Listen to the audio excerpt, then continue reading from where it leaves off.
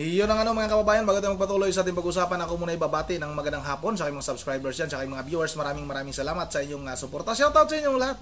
Iyon ang tuloy na tayo kagad sa ating pag-uusapan. At sa video na ito, pag-usapan natin ulit itong napakayabang, itong napakasinungaling na si Epipanyo Labrador, ang vlogger na tapang-tapangan, ngunit ang katotohanan ay supot naman. Iyon ang mga kababayan, sinaniba na ng masamang espiritu itong si Epipanyo Labrador dahil nga pulang-pula yung kanyang mga mata.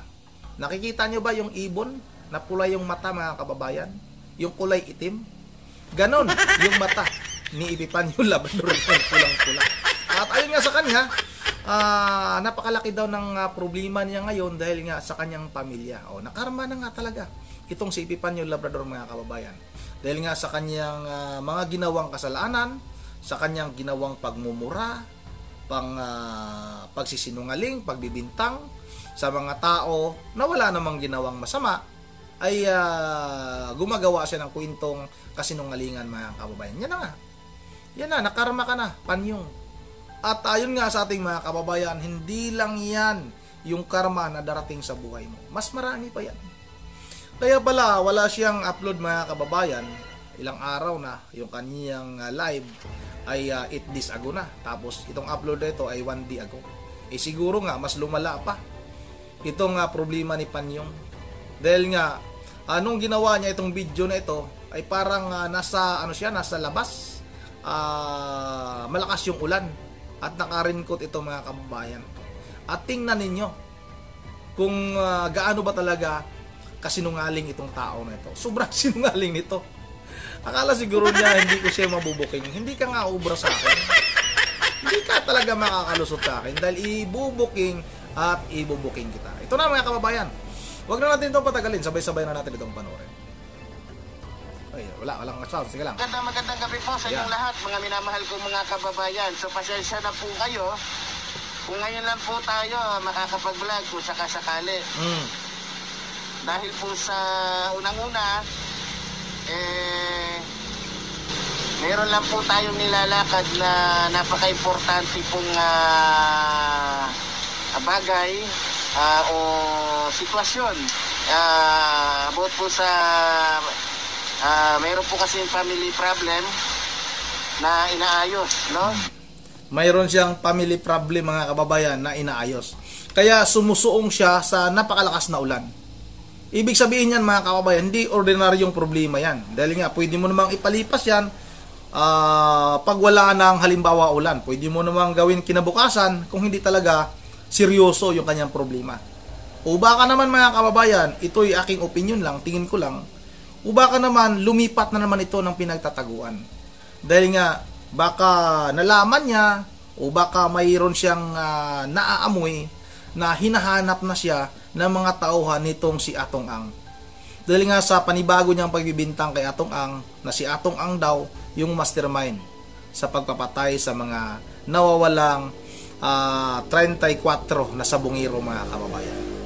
Yung DOJ, yung NBI, yung PNP, wala pa nga inilabas, no, na talagang mastermind sa pagkawala ng mga sabungeros na yon, pero siya, mayroon na siyang sinasabi na si Atong Ang daw. Ito, patuloy natin to.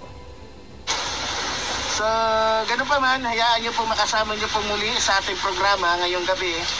Ang yung lingkod, Epipanyo Labrador, dito po sa ating programang reaction mo, Birat ako.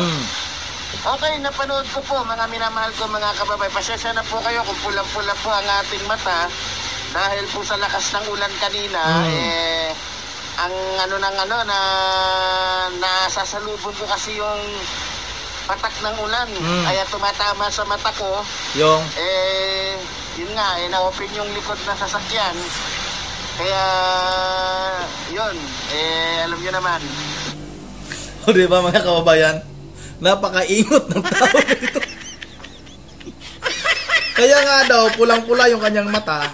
Dahil ayon sa kanya, sinaniba na siya ng masamang espiritu. Hindi pa.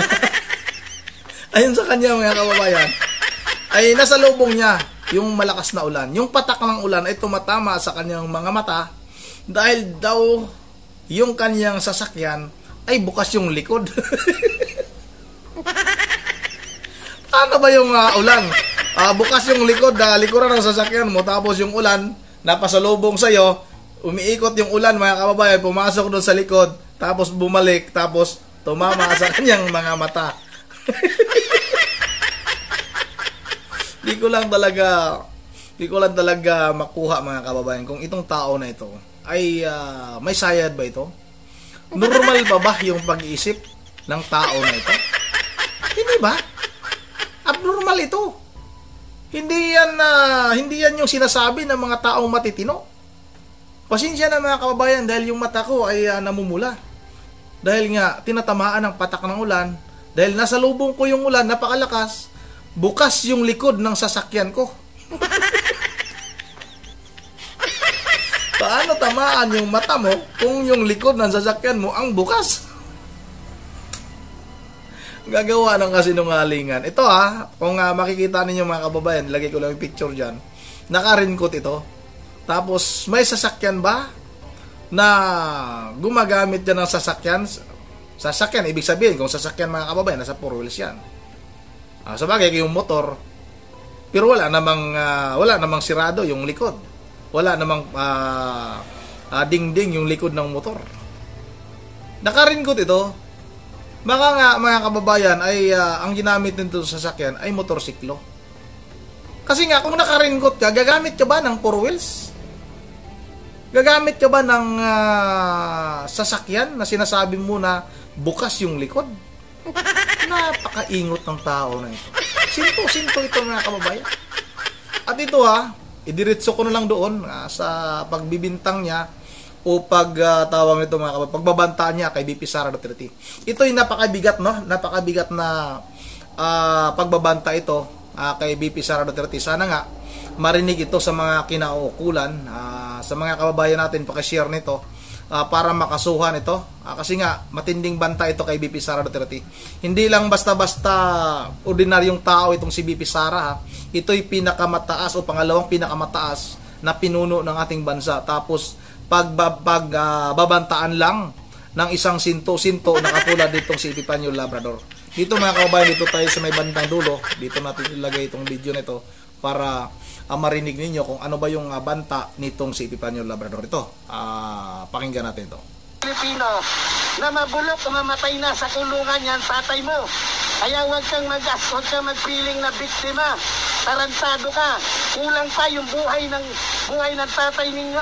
Ngayon na, mga kababayan, parang sinaniban talaga siya ng masamang espiritu. Dahil nga sa kanyang pananalita, sa kanyang pagmumura. Tapos pulang-pula yung mata niya, nang lilisik, mga kababayan. Malamang, yung mga demonyo na nasa paligid niya ay sumanib na sa kanyang katawan.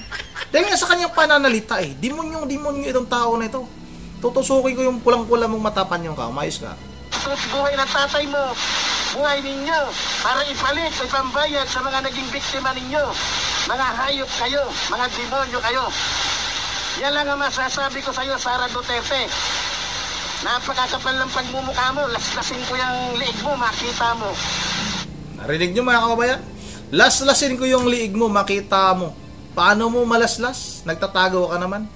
Lumabas ka muna dyan sa lungga mo. Nagkunwaring matapang itong tao na ito. Tanggalin mo muna yung pismas mo. Tingnan nyo, mga kababayan, natandaan ninyo itong tao nito ay may piklat sa noo. At yung kanyang mata, malaki yung kanyang mata, mga kababayan, mas malaki pa sa mata ko.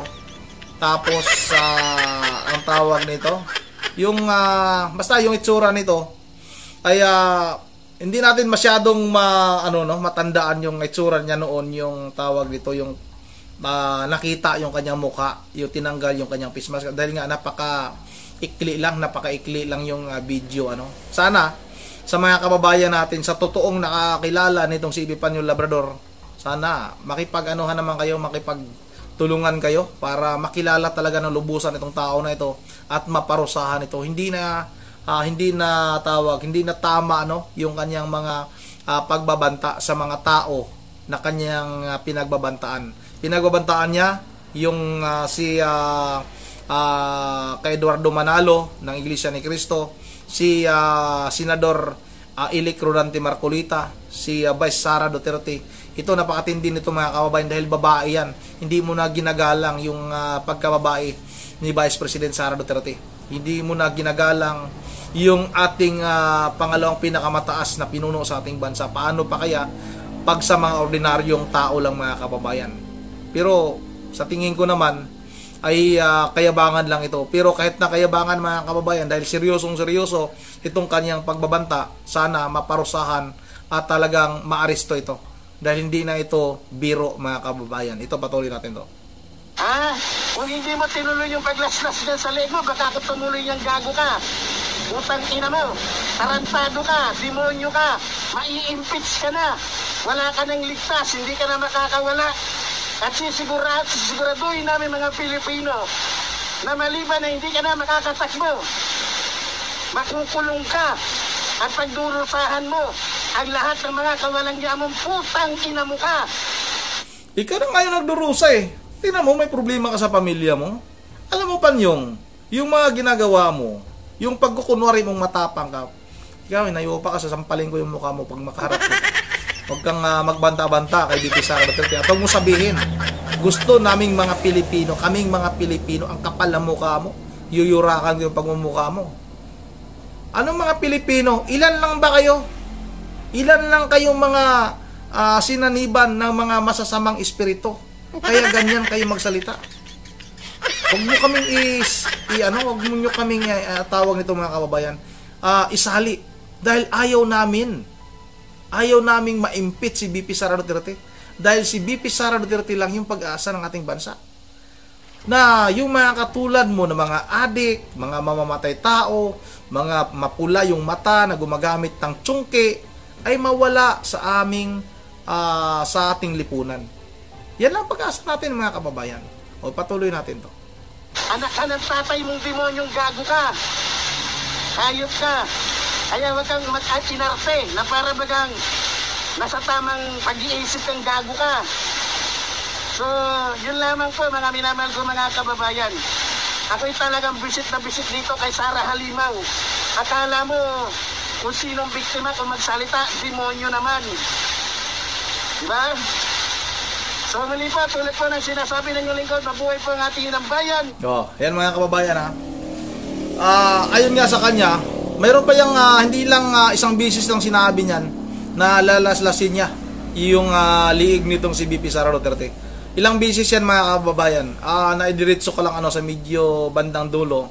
Dahil nga ayaw ko nang pakinggan yung mga pagmumura nitong si Epifanio Labrador. Dahil nga para bang sinaniban siya ng masamang espiritu. Kung magsalita ito mga kababayan, akala niya ba mga kababayan ay wala siyang mga anak? Sa bagay mga kababayan, hindi naman tawag nito, hindi naman binibigyan ng importansya nitong si Epifanio Labrador yung kanyang pamilya.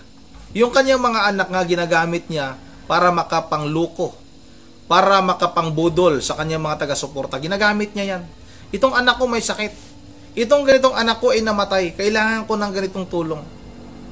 Ganun itong si Epifanio Labrador kasama mga kababayan. Kaya, ulit sa ating mga kababayan na nakakilala kay Epifanio Labrador, sana makipagtulungan kayo para maaresto na itong tao na ito. Matagal na itong pinaghanap ng ating batas. Nagtatago nga lang mga kababayan. Magaling din ito magtago. Yun ang andito na lang muna at bago tayo magtatapos ay mag-shoutout lang muna tayo.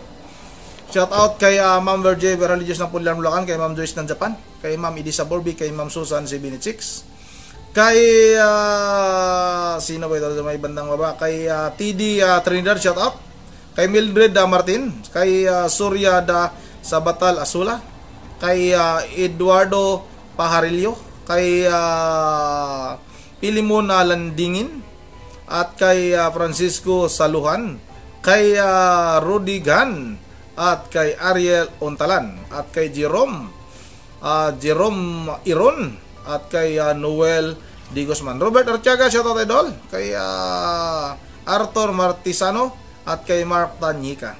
Yun ang dito na lang muna at once again, this is si Corazon Gonzales, shoutout sa iyo at sa lahat ng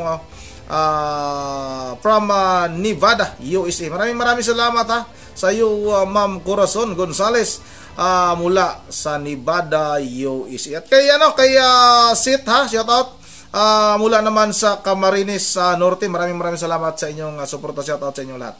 Yun na naman, dito na lang muna. Once again, this is Ronnie TV. Mo ingat ang lahat. God save the Philippines.